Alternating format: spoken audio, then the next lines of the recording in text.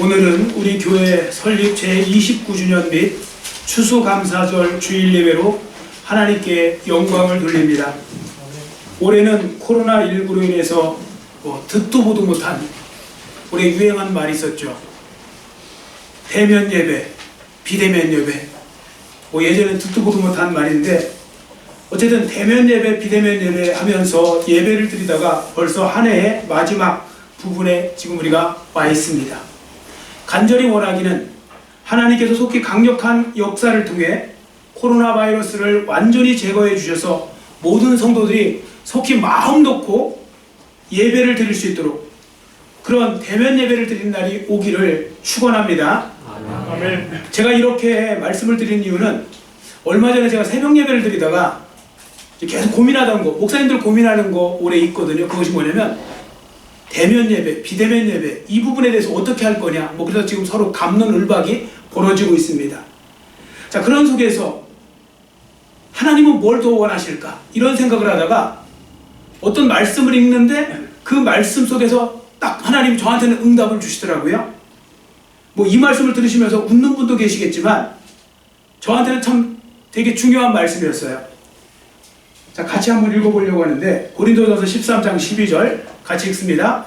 우리가 지금은 거울로 보는 것 같이 희미하나 그때에는 얼굴과 얼굴을 대하여 볼 것이요 지금은 내가 부분적으로 아나 그때에는 주께서 나를 아신 것 같이 내가 온전히 알리라. 아멘. 지금 이 세상에서는 옛날 청동거울은 잘 안 보이거든요. 희미하게 그런 것처럼 보여서 답답하지만 이제 그때 지금 하나님 나라에 가게 되면 하나님과 직접 얼굴과 얼굴을 대면해서 보고 직접 만나서 현장에서 만나서 이야기하는 것처럼 그렇게 될 때가 온다. 그런 날을 기다린다. 그런 의미로 저 말씀을 주셨는데 여하튼 저 말씀을 보시면 그때에는 얼굴과 얼굴을 대하여 볼 것이요. 이게 무슨 예배죠? 대면 예배. 서로 얼굴과 얼굴을 대하여서 드리는 거.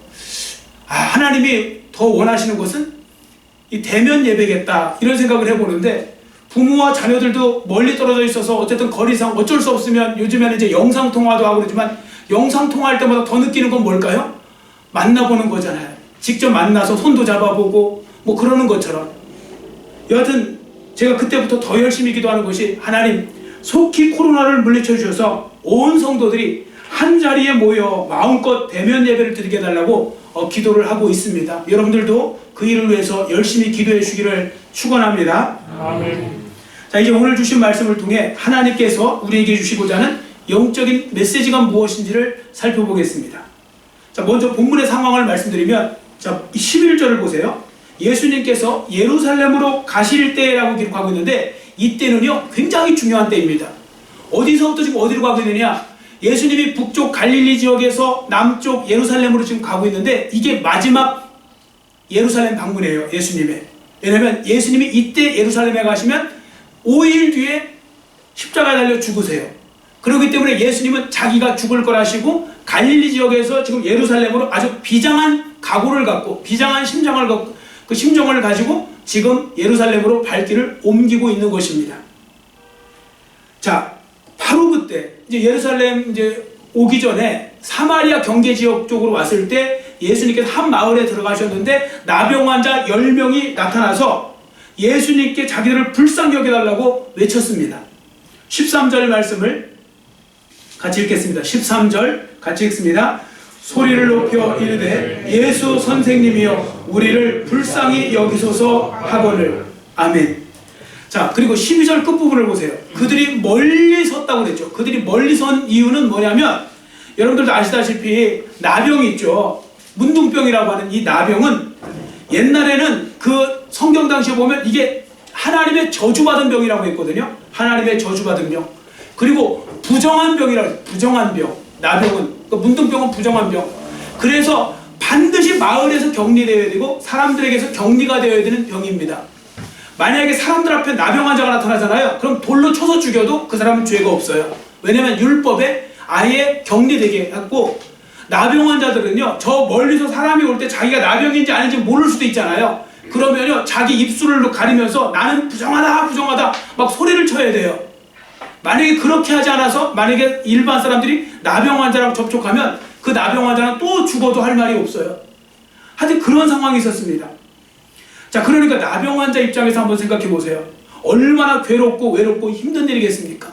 사람이요, 가족한테도 버림받고 그 동네에서도 버림받고 저 멀리 저런 계곡 같은 데 가서 혼자 살아간다는 게 쉬운 일이 아닙니다.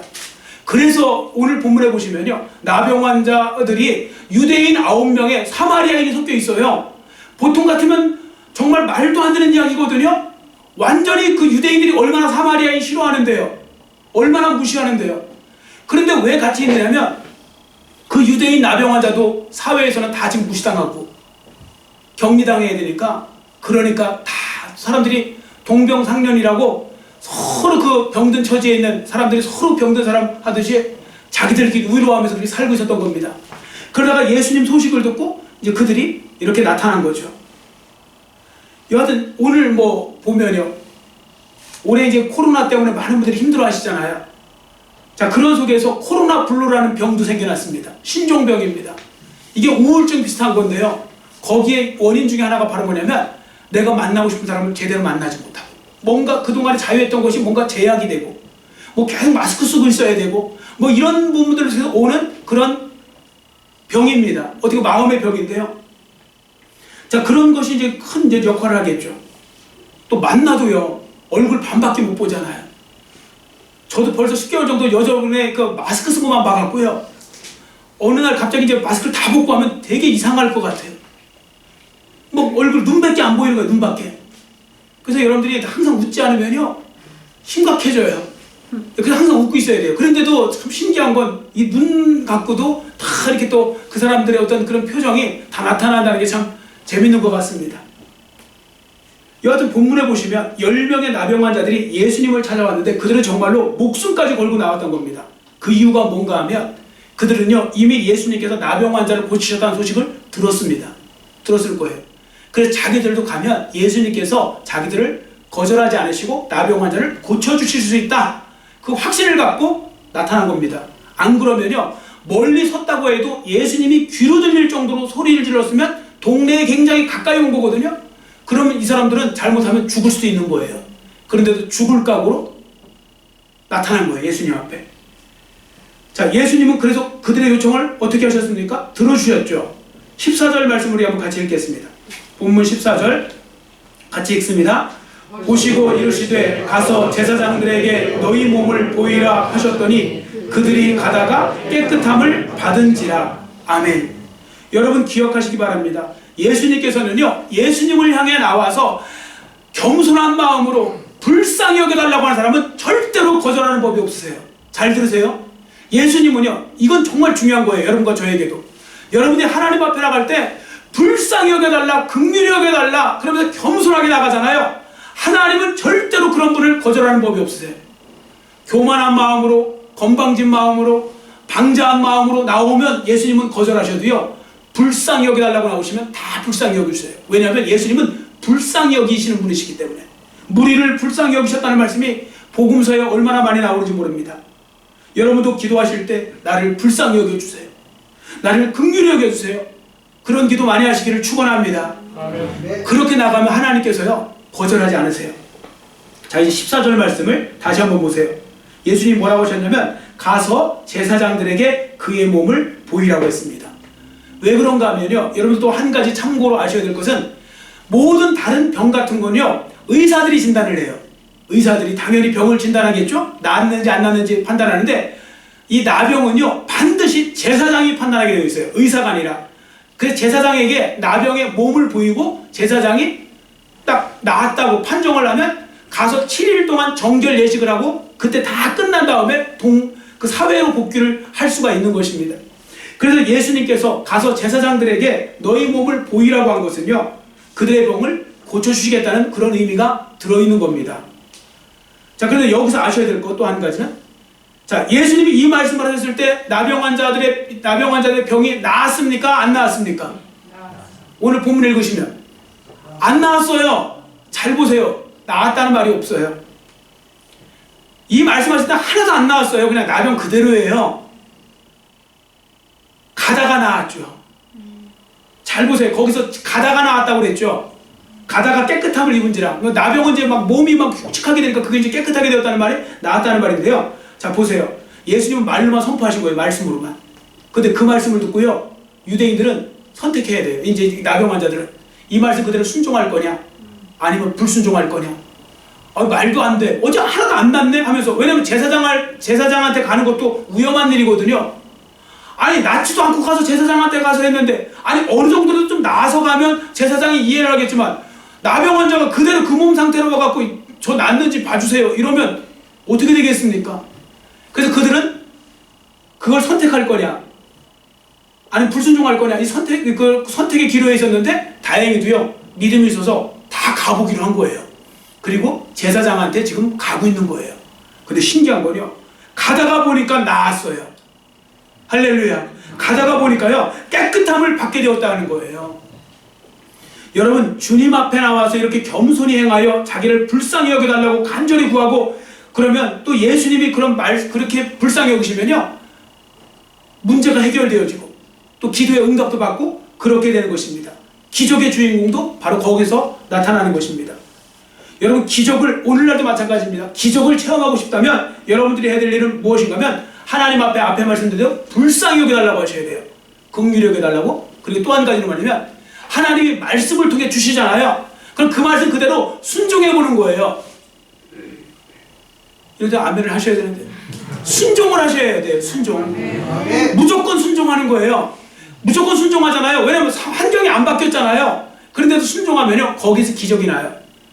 왜 어떤 성도는 기적을 체험하는 성도는 자꾸 기적을 체험하고, 기적을 체험하지 못한 사람은 계속 기적을 체험 못하느냐면 순종 여부에 달려있어요.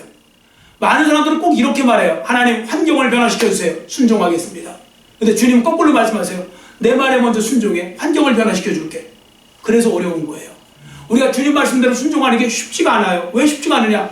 주님은 우리에게 항상 말씀을 먼저 주시거든요.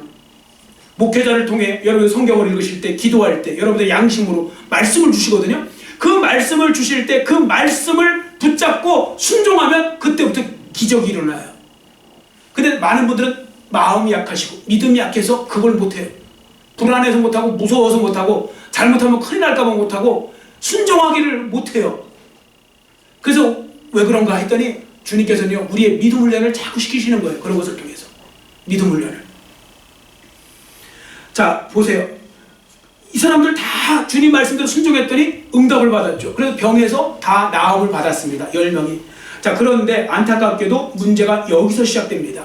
왜냐하면 10명의 나병 환자가 다 고침받았는데 그 중에서 한 사람이 돌아와서 예수님께 무릎을 꿇고 감사했다고 그랬거든요. 감사. 자, 그런데 여기서 보시면요, 이제 우리가 먼저 한번 좀 읽었으면 좋겠는데요. 15절, 16절 먼저 읽고 말씀드리겠습니다. 15절, 16절 같이 읽습니다. 그 중에 한 사람이 자기가 나은 것을 보고 큰 소리로 하나님께 영광을 돌리며 돌아와 예수의 발 아래에 엎드리어 감사하니 그는 사마리아 사람이라. 아멘. 자, 여러분 여기에 보시면요, 예수님이 되게 당황하세요. 한 명밖에 안 오셔갖고 10명 중에 한 명 오면 10명 중에 한 명이 와서 지금 감사한 거잖아요. 근데 예수님이 더 당황하세요. 그 10명 중에 또 한 명이 온 사람이 유대인이 아니라 사마리아인이에요. 사마리아인. 자, 이게 왜 중요하냐면요, 여러분들 유대인들은요, 사마리아인 알기를 굉장히 우습게 알아요. 종교적인 측면에는 더 그래요. 유대인들은 자부심이 하나 있어요. 뭐냐면 옛날 BC 586년에 그 바벨론에 의해서 어떻게 보면 유다도 점령을 당하고 그런 부분에서 나라가 망했지만, 그래도 그들은요, 어떻게 해서든 아주 끝까지 버텨서 그들의 단일성을 유지해요. 그게 남유다 지방이거든요. 근데 북쪽 이스라엘 사람들이요, 거기가 사마리아가 이제 수도였으니까 사마리아 사람이라고도 부르는데, 거기는요, 아수르 제국에서 722년도에 멸망했을 때 아수르 제국에서 이 나라 저 나라 사람들을 갖다가 거기다가 놨더니 그들하고 섞여버렸어요, 피가. 그래서 그들은 어떻게 보면 완전한 혼혈적으로, 피로 보면 완전한 유대인이 아니에요. 자, 그러자 유대인들은요, 피 섞인 그들을 무시하면서 너희들은 이방인하고 똑같아 하면서 이방인 취급을 해버려요. 또 사마리아인들도 자기들에 대해서 그렇게 자격지심을 갖고 그렇게 해도 뭐라고 말을 못해요. 자, 그런 상황 속에서 있었던 겁니다. 그러니까 종교적인 측면에서도 보면 유대인들은 우리가 하나님 더 잘 섬기지, 당장 예루살렘 성전이 유다에 있으니까요. 유다 지역에. 믿음도 더 좋다고 했고 하나님도 우리처럼 섬겨야 돼 하면서 그렇게 자랑을 하고 있었던 사람들입니다. 자, 그런데 놀랍게도 10명의 나병 환자 중에 9명이 추측해보면 유대인인 거예요.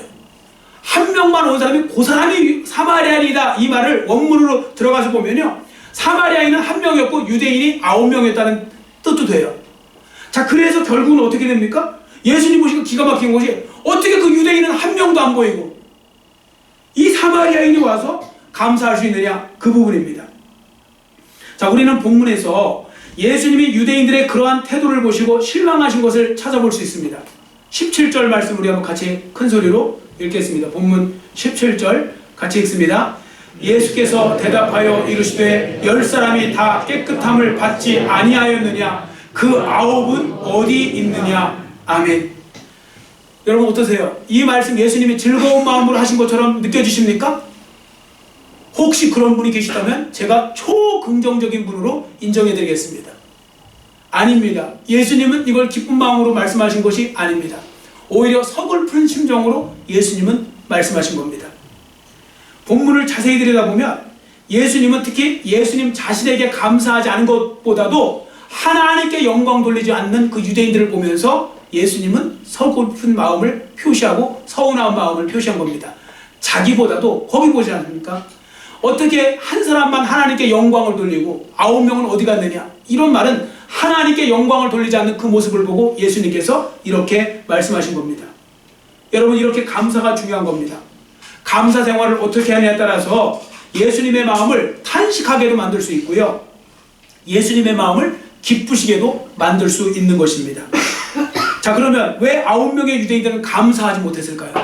왜 감사에 인색한 사람이 되었을까요? 저는 먼저 찰스 브라운의 어떤 그라는 분이 있는데, 이분이 심리학적으로 이 9가지 유형을, 이 9가지 유대인, 9명의 유대인을 통해서 나타냈어요. 그러니까 진짜 이 사람이 그렇게 말했다는 것이 아니라 9가지 유형을 나타내기 위해서 이 9명을 사용했으니까 한번 잘 들어보시면서 여러분은 어디 혹시 해당되시는지를 살펴보시면 됩니다.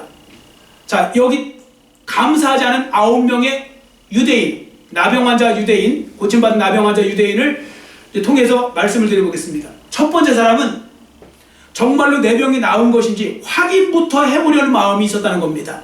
그래서 즉시 감사하러 오지 않았다는 겁니다.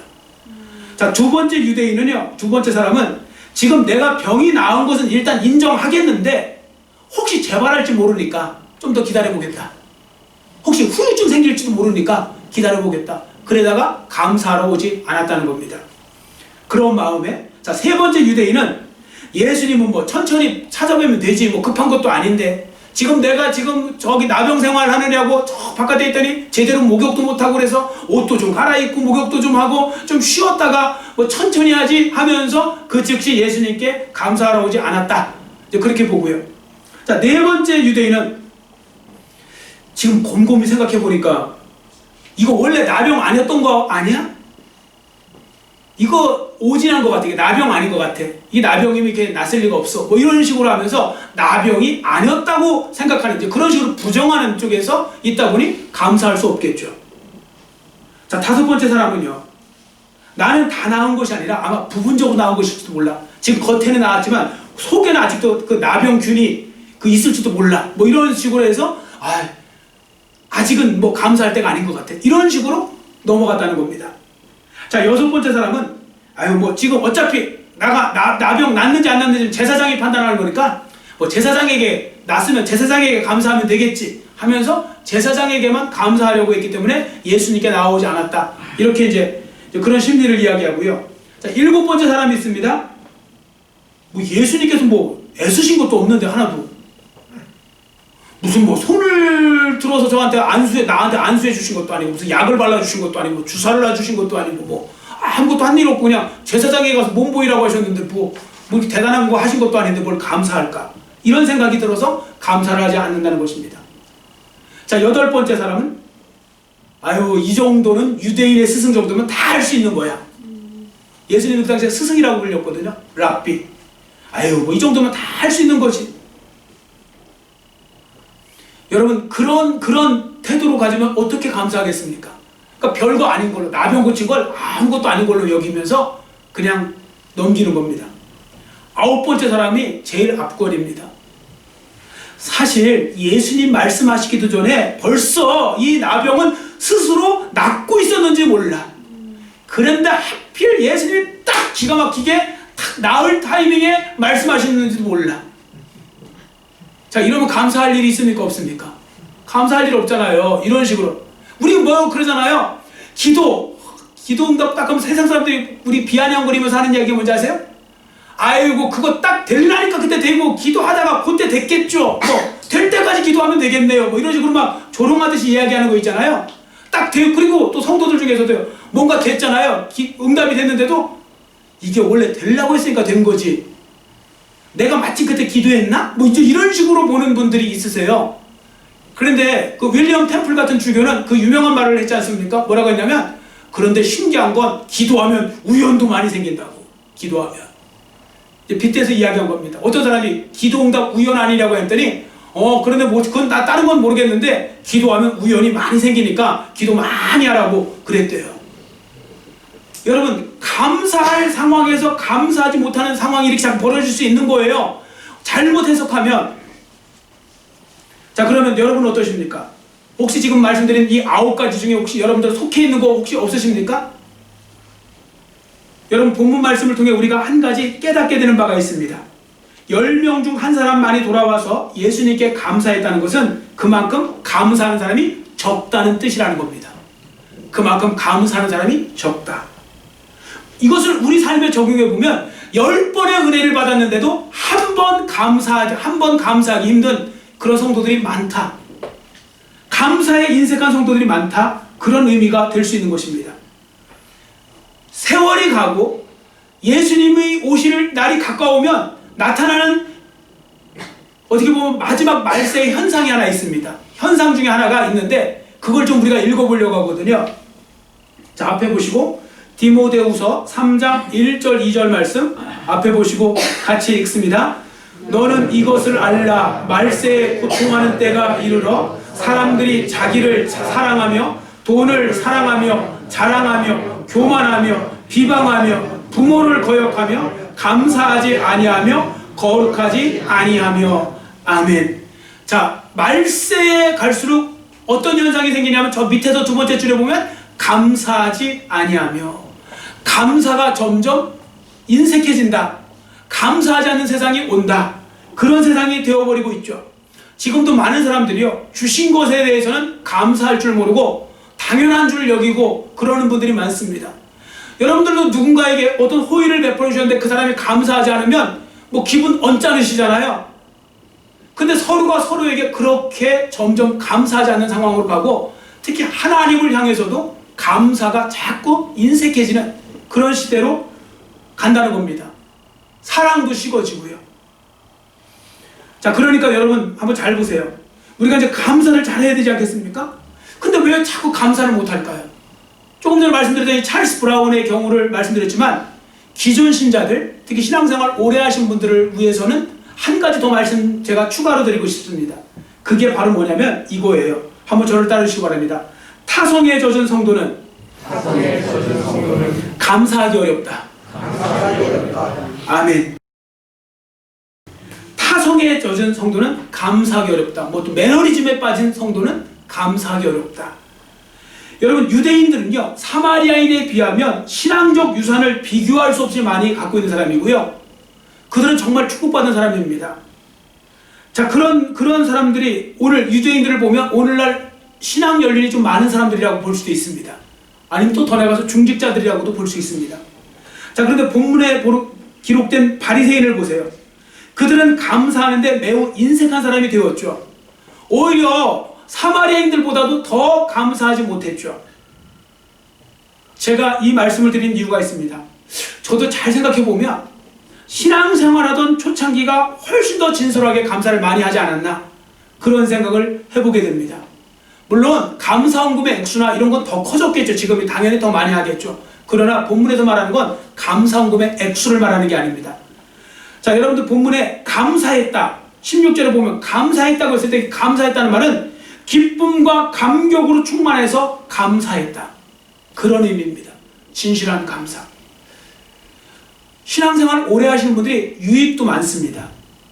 좋은 점도 많습니다. 그런데 조심해야 될 부분도 있습니다. 그 중에 하나가 뭐냐면요, 타성에 젖어갖고요 그냥 억지로 형식적으로 할 때가 많다는 겁니다.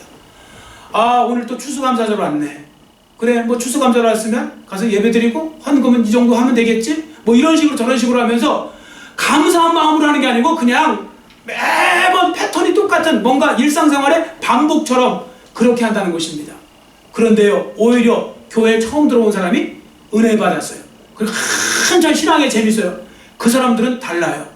저도 지금 생각해보면 오히려 처음에 제가 구원의 감격을 깨닫고 추수감사절이니 성탄절이니 뭐 이런 어떤 절기를 맞을 때, 그럴 때 보면요 훨씬 더 순수하게 감사하고 진실하게 감사하고 정말 좋아서 감사하고 뭐 그랬던 것이 있습니다.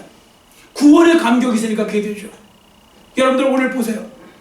추수감사절을 맞이해서 여러분들 구원의 감격 지금도 갖고 계세요?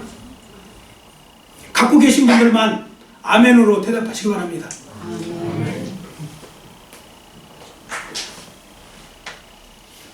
구원의 감격을 잊어버린 분 많아요. 그래서 신앙생활이 지금 재미가 없는 분도 많아요. 안 할 수는 없으니까, 내가 교회 직분 맡았으니까 어쩔 수 없이 억지 춘향으로 하는 분도 많으세요.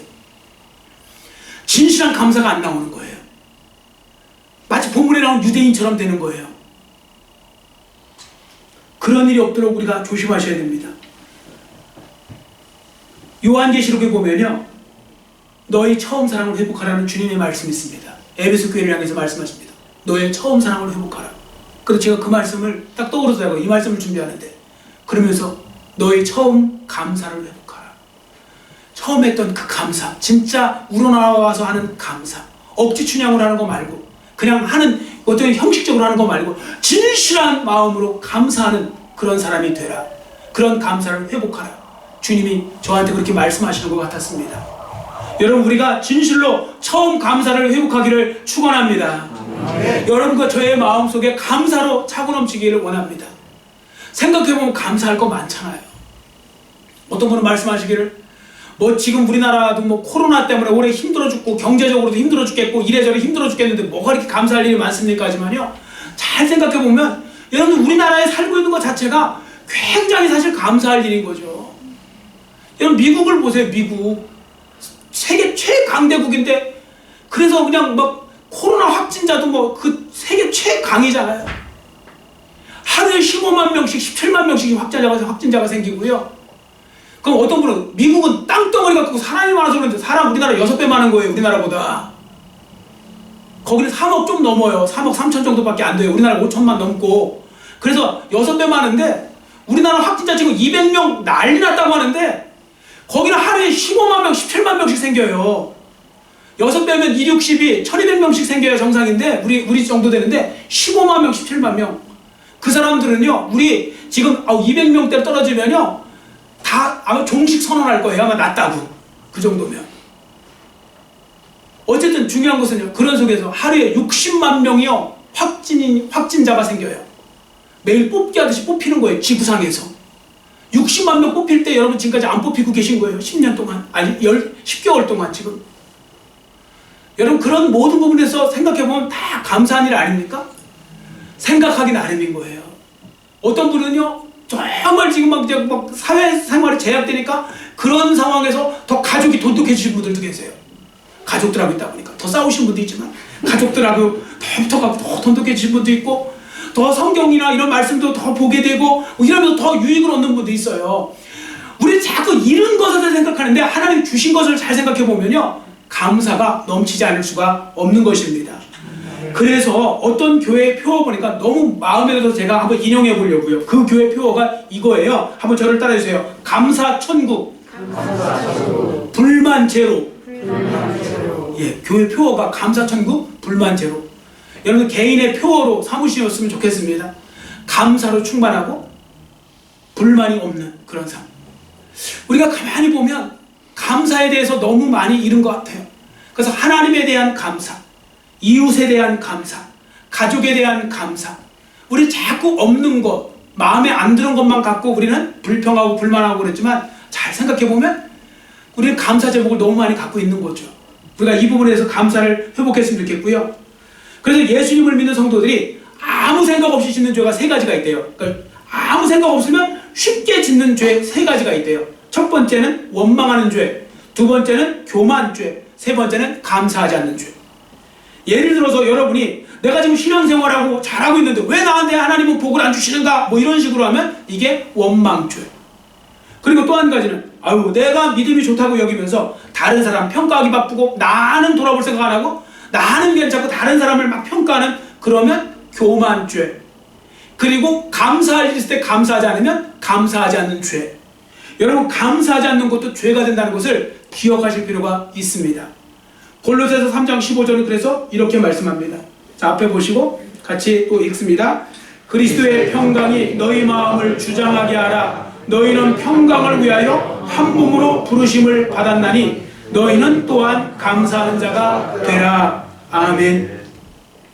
여러분 이 말씀 그대로 감사하는 자가 되시기를 축원합니다. 너희는 감사하는 자가 되라. 감사하는 자가 되라 말씀하십니다. 여러분 하루를 저도 이 감사 주간을 보내면서 올해 제가 그랬죠. 지난주에 이번 한 주간은 새벽 예배 드리면서 좀 감사를 한번 회복해보는 시간이 갖자. 저도 감사하는 시간을 가져보니까 정말 너무나 부족해서 회개도 많이 했습니다. 이런저런 은혜를 많이 받았는데도 불구하고 감사하지 못하고 너무 많이 불평하고 원망하고 투덜거리고 뭔가 기분 나쁘게 살고 뭐 그러지는 않았는지 항상 신경이 날카로워지고 예민해져 갖고 항상 공격적인 태도로 살지는 않았는지 그런 생각을 해보면서 정말 부족함을 다시 한번 느꼈고 다시 한번 결단하는 시간을 가졌습니다. 여러분들도 그러한 시간을 가졌으면 좋겠습니다. 왜? 성경은 여러분과 저에게 너희는 감사하는 자가 되라고 했으니까. 그래서 여러분들 감사신앙을 회복하는 그런 시간이 되시기를 축원합니다. 아멘. 그리고 여러분 가정에서도 마찬가지입니다. 여러분의 배우자, 자녀들에게도 서로 정말 감사를 다시 한번 회복해서 서로 감사합니다, 감사합니다 그렇게 좀 말해줄 수 있는 그런 시간이 되셨으면 좋겠습니다. 네, 옆에는 보지 마시고 그냥 앞에 보시고 절다세요. 그냥 옆 사람이라고 생각하고 서로 자 감사합니다. 감사합니다. 감사했습니다. 감사했습니다. 예, 우리가 이제 감사를 회복하는 삶을 살았으면 좋겠고요. 오늘도 설립 29주년을 맞이하여서 우리 교회 하나님이 피값 주고 사신 교회입니다. 우리 새세력교회 더욱 사랑하시고 더욱더 잘 이 위기를 극복하고 잘 세워져 갈 수 있도록 그렇게 은혜를 주셨으면 좋겠고요. 그래도 오늘 제가 어제 이렇게 또 다 단체 문자로 돌렸는데 그래도 오늘 더 많은 분들이 이렇게 현장 예배로 드리니까 참 저도 마음이 좋고 그렇습니다. 여하튼 여러분들이 어떻게 항상 조심하시는데 꼭 이 기도도 같이 했으면 좋겠습니다. 하나님 예배 드리는 동안은 절대로 그런 아무 일 코로나로부터 안전하게 지켜주실 줄 믿습니다. 지켜주옵소서라고 그렇게 기도하시고요. 그렇게 하시면 하나님께서 반드시 지켜주실 줄 믿습니다. 아멘. 하나님께서 반드시 그렇게 해주실 것입니다. 자, 그리고 오늘 주신 말씀처럼 감사하는 삶을 살고 감사에 인색한 사람이 아니라 감사가 넘치는 제가 언젠가 왜 그 5분 메시지에 보낸 거 있잖아요. 프로 감사로. 우리는 프로 감사로가 되어야 됩니다. 입에서 입만 열면 감사합니다가 넘쳐나는 사람 그렇게 되셨으면 좋겠고요. 그래서 찬송가 216장 가사와 같이 찬송가 216장 가사가 그런 말 있지 않습니까? 만 가지 은혜를 받았으니 내 평생 슬프나 즐거우나 이 몸을 온전히 주님께 바쳐서 주님만 위하여 늘 살아가리. 이런 찬양이 있죠.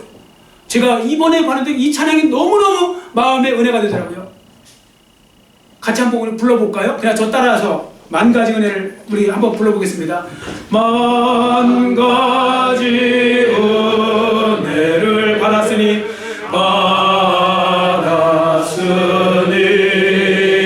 내 평생 슬프나 내 평생 슬프나 즐거우나 이 몸을 온전히 주님께 바쳐서 이 몸을 온전히 주님께 바쳐서 주님만 위하여